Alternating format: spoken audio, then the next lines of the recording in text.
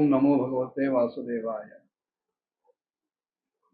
त्या हरिणाच्या पिल्लाचा एवढा लळा लागला या महाराज भरताना की ते सतत विचार करायचे की किती दुःखाची गोष्ट आहे की हे बिचारा हरिण, हे मृगशावक कालचक्राच्या वेगामुळं आपल्या आई वडिलांपासून दूर झालं, आपल्या कळपापासून दूर झालं, आपल्या सवंगड्यांपासून दूर झालं आणि आलं कुठे तर माझ्या आश्रयाला आलं.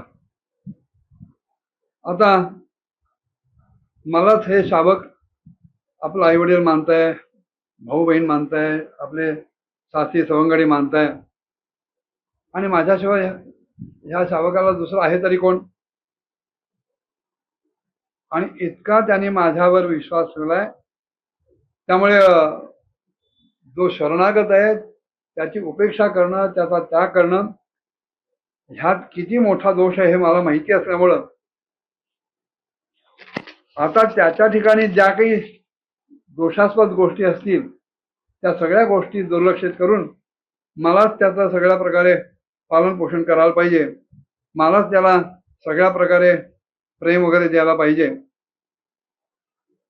आणि निश्चितच शांत स्वभाव आणि दीन दुबळ्यांचं रक्षण करणारे जे परोपकारी सज्जन आहेत ते शरणागताच्या रक्षणासाठी आपल्या ठिकाणचा मोठ्यातला मोठा जो स्वार्थ आहे त्या स्वार्थाची सुद्धा पर्वा करत नाहीत. त्यामुळे मला सुद्धा आता या हरिण शावकाकडे लक्ष द्यायला पाहिजे.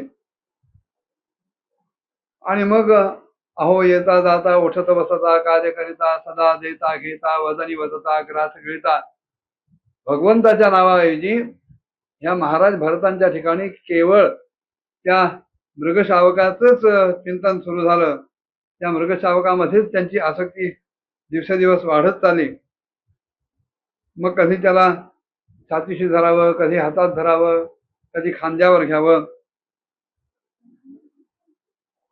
आपल्या नित्याच्या कर्मांसाठी जेव्हा काही कुश, दर्भ, फुलं, समिधा, पत्री किंवा कंदमुळं, फळं वगैरे गोळा करायचं असेल त्यावेळेला त्याला आवर्जून आपल्या जवळ ठेवावं, कारण रानातली जी काही कोल्हे कुत्रे लांडगे असतील ते त्याला त्रास तर देणार नाहीत ना या भीतीनं ते आपल्याजवळ ठेवावेत. आणि असं त्या शावकाला सदैव आपल्याजवळ ठेवून ते हिंडत होते. रस्त्याने जाता जाता जरा कुठेतरी एखादं कोवळं गवत दिसलं की ते साहजिकच तिथे थांबायचं. मग त्याच्याबरोबर हेही थांबायचे आणि अत्यंत प्रेमानं लाडात येऊन त्याला आपल्या अंगा खांद्यावर घ्यायचे, कधी आपल्या मांडीवर खेळवायचे, कधी छातीशी लावायचे. यदा कदाचित नित्यनैमित्तिक कर्म करत असताना मध्येच त्या मृगशावकाची आठवण झाली तर ते त्या कर्मातून उठून बघायचे, अरे ते हरणाचं पिल्लू कुठे गेला, इकडे तिकडे कुठे दिसतंय का.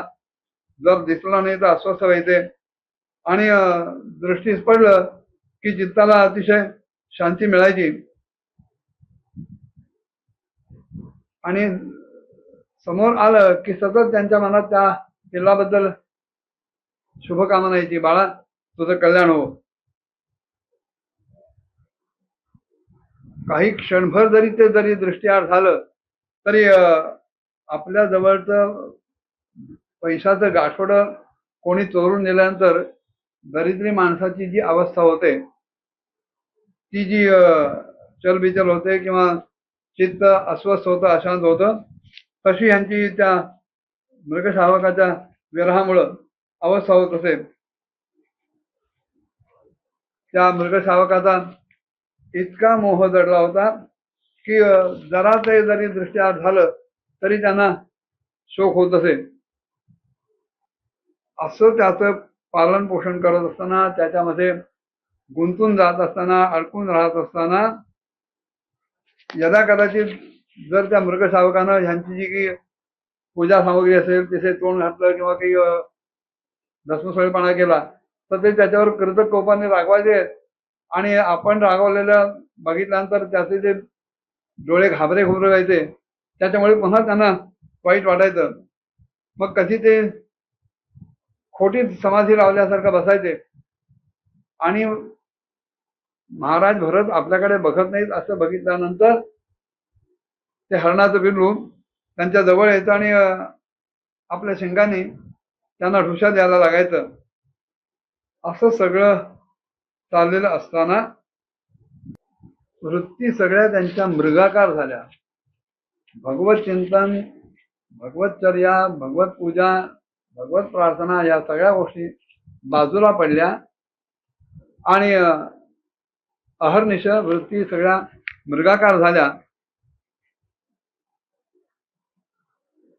आणि असं होता होता